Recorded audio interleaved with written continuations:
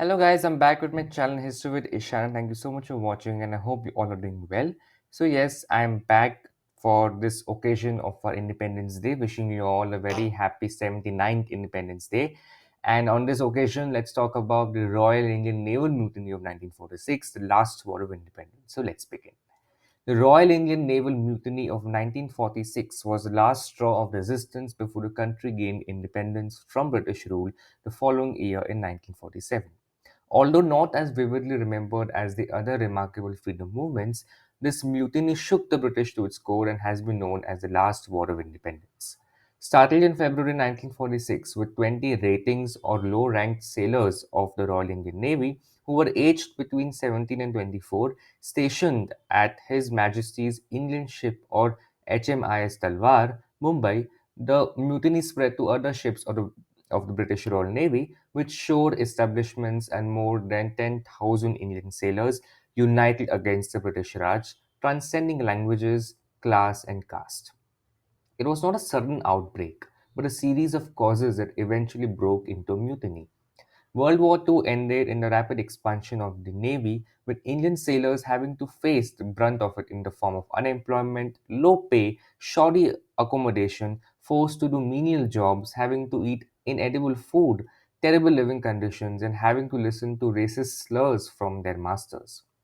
There were also reports of inadequate training facilities, overcrowded training establishments, and insufficient staff. The anti imperialist ambitions of the sailors were further strengthened by the inspiration drawn from the Quit India movement and the Indian National Army. The last straw was the appointment of Arthur Frederick King as the newly appointed commander of HMIS Talwar. After being sneered at by the demand of the ratings for good food on the 17th February, the next day, that is 18th of February, they decided to carry out a slow down protest by carrying out their duties at a reduced pace. Commander King was furious and blurted out racist slurs to the sailors and called them sons of coolies, and that was it. Everyone stopped working, and slogans of Quit India were shouted by the ratings. Before this, in the beginning of the month itself, one of the Indian ratings, R.K. Singh, resigned from the Royal Indian Navy, which was unheard of at that time, and this resignation became a symbol of resistance. The leaders of this mutiny were Salil Shyam, B.C. Dutt, Madan Singh, Rishi Devpuri, and M.S. Khan, and they organized secret meetings on the ship. And out of these, Dutt and Puri painted slogans such as Quit India and Jai Hind on the podium of the British of the Navy, where they were supposed to be standing ahead of the visit of the Field Marshal to HMIS Talwar. Slogans of nationalist fervor such as Inquilab Zindabad were popular amongst the sailors. King was removed from from his position and ran away from the naval base, never to be seen again. The ratings sought external support by sending radio messages the next morning to all naval establishments across the country and abroad, to Bahrain, Aden, and the naval ships at sea, urging them to join the strike. The flags of Congress, the Muslim League, and the Communist Party were hoisted in all the naval establishments and ships. The ratings demanded to release all the political prisoners and the detainees from the navy. They also demanded the withdrawal of the Indian troops from Egypt and Indonesia, revisiting the allowances and pay and better food, and along with the formal demand to the British to quit India. A significant feature of this mutiny is the massive support from the public for the mutineers, and Bombay city operations were halted on the 22nd of February when the labor class of the city went out on strike in solidarity with the sailors.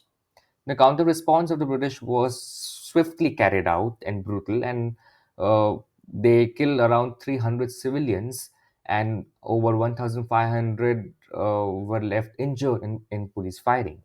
Political leaders such as Mahatma Gandhi condemned the unplanned mutiny, and Sardar Patel asked the people to carry on with their work as usual, while Jinnah asked the Muslim ratings to let go of their arms. Such factors led to the isolation of the resistance of the sailors, and Sardar Patel met the Strike Naval Committee, and all ships finally surrendered on the 23rd of February, where they were court martialed and dismissed.